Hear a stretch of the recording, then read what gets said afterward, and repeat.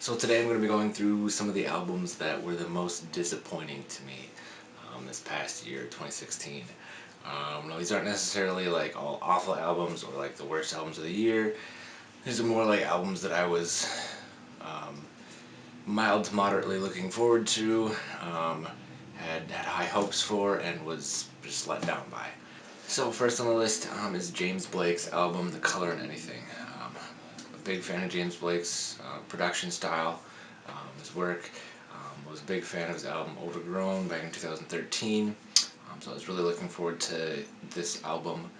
Um, Not an awful album, but just didn't live up to my expectations. A lot of these songs, they just sound like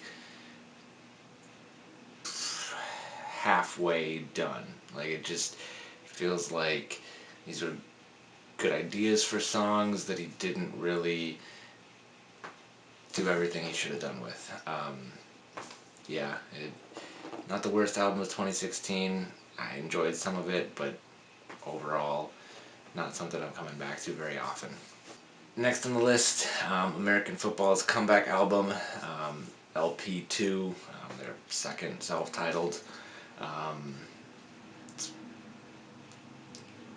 it's like Coldplay, but with prettier guitars, basically.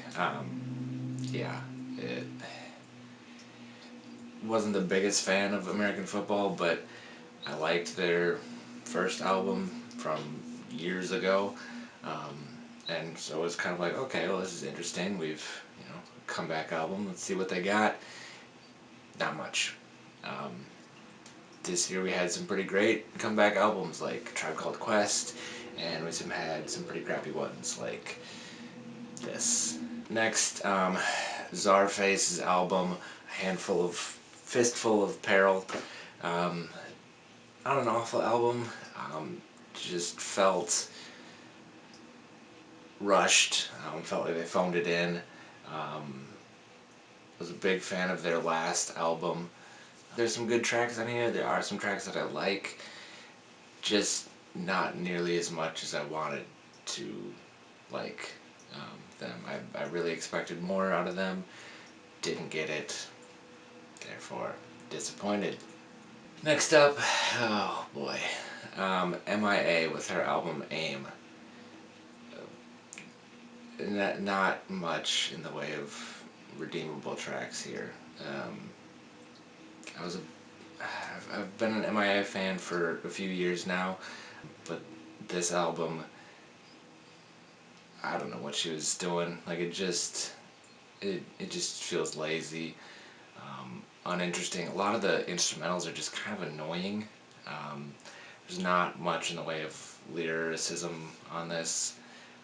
Some of the tracks try and take this political angle, like a lot of her music does, and it just doesn't come off well. It just felt phoned in.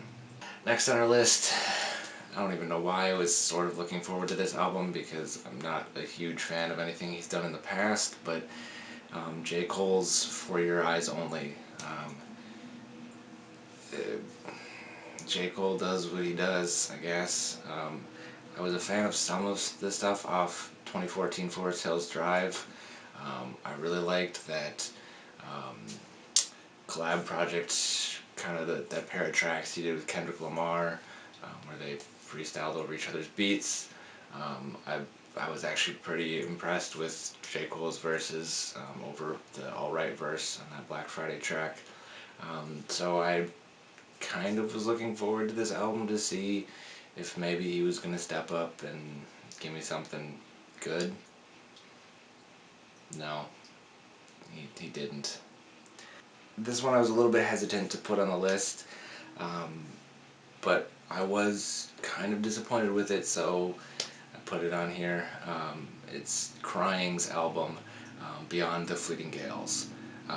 The only exposure I have to Crying prior to this is that their Get Old EP.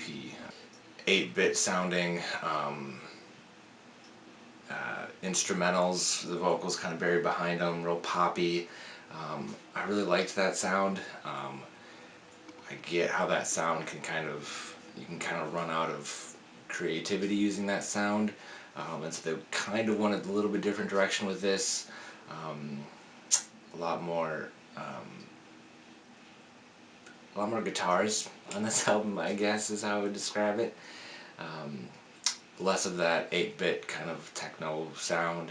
Um, and again, I like some of the stuff on here, but I was just I wanted that sound off of their Get Old EP, and I didn't get it.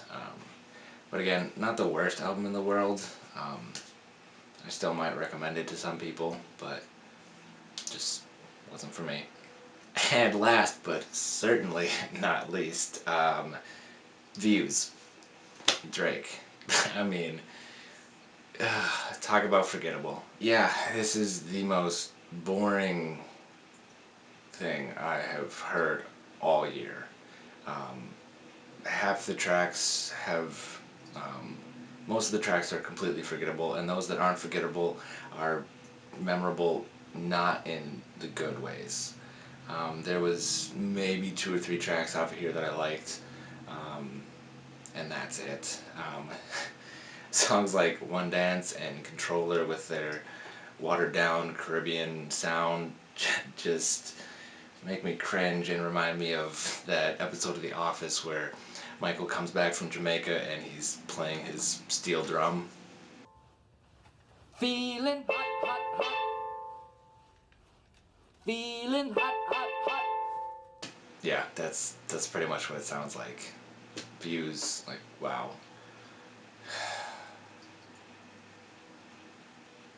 Well, there you go. Overall, not a bad year. Only 7 albums that I could really say I was disappointed in.